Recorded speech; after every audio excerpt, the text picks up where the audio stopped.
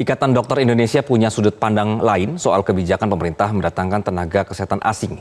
Jika Menkes menyebut untuk memenuhi rasio dokter, ID menyodorkan solusi angkat dokter-dokter baru Indonesia. Kami akan membahasnya bersama Ketum PBID, Dr. M. Aidip Humaydi. Selamat siang, Dok. Selamat siang, Mas. Ya, Pak Adip, jadi kalau ID sendiri lihatnya seperti apa kasus soal ini gitu? Apakah memang setuju untuk mendatangkan dokter asing? Ya, jadi yang pertanyaan yang utama kalau kita elaborasi dari terkait dengan masalah dokter asing ini, kepentingan untuk mendatangkan dokter asing ini untuk siapa? Gitu. Dan kemudian apakah perlu? Jadi apa yang telah disampaikan oleh Mbak Nini, ya, Buni Ajatullah Firo ini adalah satu hal yang menurut saya menjadi sebuah pertimbangan bahwa pada saat kita ingin melakukan sebuah upaya menyelesaikan permasalahan distribusi, jawabannya saat ini sebenarnya bukan masalah kemudian kita harus impor dokter asing gitu, Pak. Kenapa? Kalau kita bicara eskalasi atau free flow terkait dengan masalah dokter asing yang masuk di Indonesia, ini diskusi yang sebenarnya sudah cukup panjang. Bukan hal yang baru yang kemudian akhirnya seperti diangkat dan seperti bisa menjawab permasalahan itu.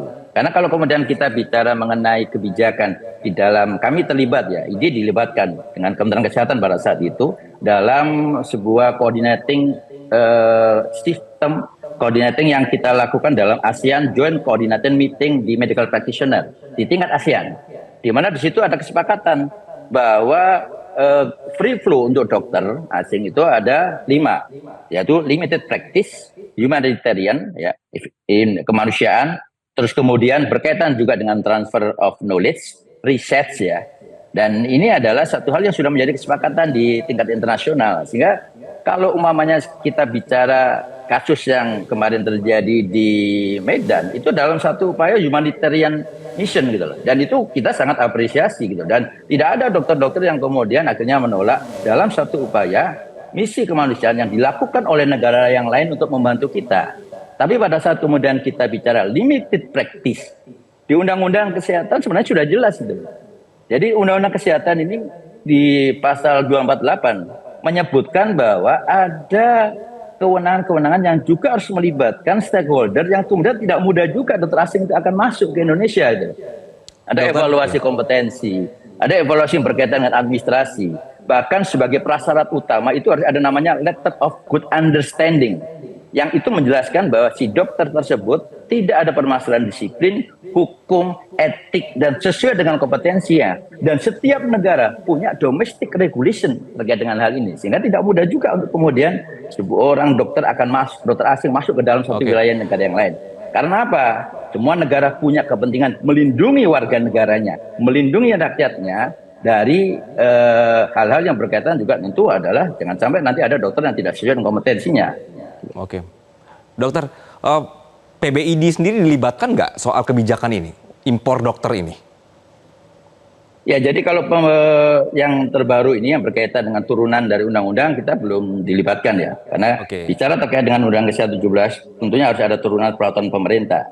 Dan kami tentunya berkepentingan terkait dengan hal ini dalam rangka apa? Jangan sampai nanti kemudian masuknya dokter asing ini kemudian akhirnya merugikan pasien gitu loh. Atau mungkin tidak sesuai dengan kompetensinya. Karena pernah pengalaman di kami juga, kami ada salah satu kompetensi ya, yang ternyata kemudian dia mengerjakan sesuatu yang tidak sesuai dengan kompetensinya dan akhirnya kita laporkan. Artinya ID yang melaporkan ke negaranya dan akhirnya beliau diberikan sanksi di negaranya karena dia berada di Indonesia berpraktek yang tidak sesuai dengan kompetensinya. Nah, disinilah bahwa perlu melibatkan organisasi profesi, perlu melibatkan kolegium dalam rangka bersama-sama kita untuk melindungi masyarakat terkait dengan hal ini. Gitu. Baik, dok, kalau dokter kan melihat sendiri di lapangan gitu ya, ID sendiri itu melihat SDM kita bagaimana? Memang sekurang itukah? Atau memang dokter-dokter muda ini tidak sekompeten itukah? Sampai harus impor dokter gitu loh? Ya, jadi kalau kita bicara sekarang dalam konteks secara umum ya, bahwa problema di Indonesia ini adalah problema yang sebenarnya problema kronis yang bukan hanya sekarang. Kan menjadi sebuah pertanyaan, kenapa hal ini tidak kita selesaikan gitu. Sehingga kita harus punya yang namanya rancangan program, sebuah rencana strategis yang tidak bisa kita kemudian menyelesaikan permasalahan ini kemudian dengan secara instan. Harus ada target yang kemudian kita lakukan yang mungkin akan terasa pada 4 sampai 5 tahun ke depan. Apa upaya yang harus kita lakukan? Yang pertama adalah kita menyelesaikan gap produksinya. Gap produktivitas ini kita lakukan. Sekarang ada akselerasi, ada academic health system, ada kemudian upaya hospital base gitu ya. Terlepas dari kontroversi yang ada, tapi paling tidak kita dengan based on kolegium yang dilibatkan di dalam sebuah upaya pendidikan dengan penyamaan penyetaraan kompetensi yang sama, maka itu menjadi sebuah solusi berkaitan dengan gap produktivitas. Kemudian gap kompetensinya. Nah, kalau kita bicara sekarang kebutuhan spesialis, subspesialis, memang ini agak terlalu lebar. 156 dokter umum dengan hanya 50.000 dokter spesialis, ini juga menjadi sebuah permasalahan yang juga harus kita selesaikan. Gap distribusi. Karena kalau kita melihat distribusi, 70% masih terkonsentrasi di Jawa, 30%-nya di luar Jawa, dengan wilayah-wilayah yang sebenarnya masih kekurangan gitu. Tapi di wilayah Jawa, banyak yang akhirnya berlebihan, sehingga rasionya ini sangat tidak berimbang. Rasio dokter spesialis di Papua dengan di DKI Jakarta aja udah sangat jauh gitu loh. Dan tentunya ini akan berimplikasi pada pemerataan pelayanan kesehatan. Tapi sekali lagi, pada saat kita ingin melakukan sebuah pemerataan, maka tidak hanya kita bicara SDM-nya saja. Kita bicara terkait dengan bagaimana sistem pembiayaan pendukungnya, bagaimana infrastrukturnya, bagaimana obat dan alat kesehatan, bagaimana kemudian perhatian dari pemerintah daerah kepada tenaga medis, tenaga kesehatan yang ada di wilayahnya, sehingga menempatkan dokter tenaga kesehatan menjadi tenaga strategis yang itu kemudian disupport oleh daerah. Sehingga kami pun sangat mengapresiasi kalau sekarang ada beasiswa untuk putra daerah.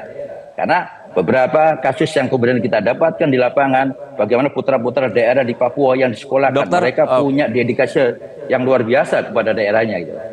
Baik, dokter, ini kan itu kan tadi kan perspektif dokter kan adalah jangka panjang ya. Memang ini seharusnya itu dari awal tuh sudah diatur lah begitu, sudah dipikirkan rencana jangka panjangnya. Oke, saya akan menggunakan pendapatnya Menkes, kenapa mereka akhirnya mengeluarkan kebijakan ini. Pertama adalah belasan ribu bayi beresiko kelainan jantung bawaan. Menurut Menkes seperti itu.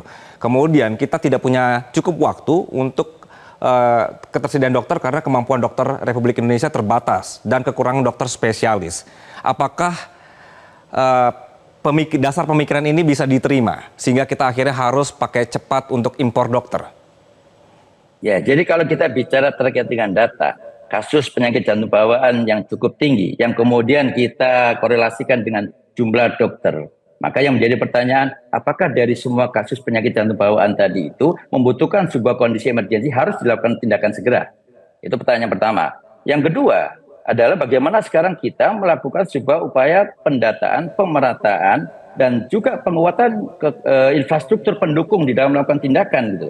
Dan kalau saya bisa katakan, tenaga medis, teman-teman dari SPS BTKV, SPJP, spesialis anak, subspesialis kardio, mereka sudah sangat mampu untuk melakukan pelayanan berkaitan dengan penanganan penyakit jantung bawaan. Jadi masih kalau saya melihat ini data yang didapatkan ya itu benar karena angka terkait dengan kasus penyakit jantung bawaan cukup tinggi, tapi kemudian apakah kemudian itu tidak bisa dilakukan tindakan sehingga harus membutuhkan dokter asing, sesuatu yang masih belum mismatch gitu.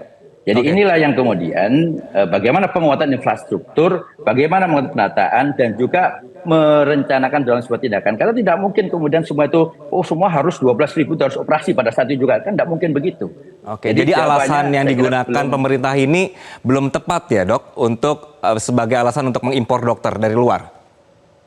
Kalau alasan itu saya kira kita masih punya sumber daya dan penguatan infrastruktur, tinggal dukungan alat, dukungan penguatan infrastruktur di wilayah masing-masing sehingga penanganan penyakit jantung bawaan untuk yang kemudian harus dilakukan tindakan bisa dilakukan dengan segera. Oke, dok singkat saja, IDI mau melakukan apa ketika akhirnya memang pemerintah memaksakan harus impor dokter? Jadi ada dua hal yang harus dipahami Mas. Kalau kita bicara impor dokter asing, satu sisi dalam aspek sekarang impor dokter asing atau kebutuhan dokter asing dalam konteks apa? Limited practice dengan domestic regulasi harus tetap kuat. Semua negara melakukan upaya itu. Yang kedua adalah kepentingannya adalah apa? Kalau kita bicara sekarang berkaitan dengan investasi kesehatan, berkaitan dengan kemudian sektor private yang ingin mendatangkan dokter asing dalam upaya pelayanan supaya ini kemudian dianggap setara dengan luar negeri dalam hal aturan-aturan yang sudah dibuat, ya kita tidak bisa menghindari bahwa ada upaya-upaya kemudian investasi kesehatan yang harus dilakukan. Oke. Tapi kalau Dokter. kemudian apakah ini bisa menjawab terkait dengan kekurangan dokter spesialis, jawabannya bukan impor dokter asing, tapi meningkatkan jumlah produksi, meningkatkan kemudian supaya tidak ada gap distribusi, kemudian tidak ada juga gap kompetensi dan sebagainya yang itu kemudian bisa dilakukan Dr. Adib, dengan memaksimalkan potensi dari dokter warga negara Indonesia. Oke, Dok, sikap IDI bagaimana? Menolak atau mendukung? Saya tidak bisa menolak atau mendukung. Mari kita buat kajian yang lebih mendalam. Karena pada saat kita bicara melakukan sebuah upaya membuka impor dokter asing, maka akan ada konsekuensi-konsekuensi yang juga harus kita perhitungkan dengan baik. Bagaimana kita keadilan sosial bagi seluruh rakyat Indonesia. Bagaimana kita melihat dari aspek nasionalisme. Bagaimana kita harus melihat juga dari kemandirian ketahanan kesehatan bangsa yang harus juga diperhitungkan sehingga tidak kemudian membuat sebuah solusi yang mungkin bukan menjadi jawaban saat ini. Dan bukan jalan pintas begitu ya, Dok ya? Betul. Oke. Itu Mas. Baik. Dokter Adib, terima kasih atas waktu Anda di Metro Siang.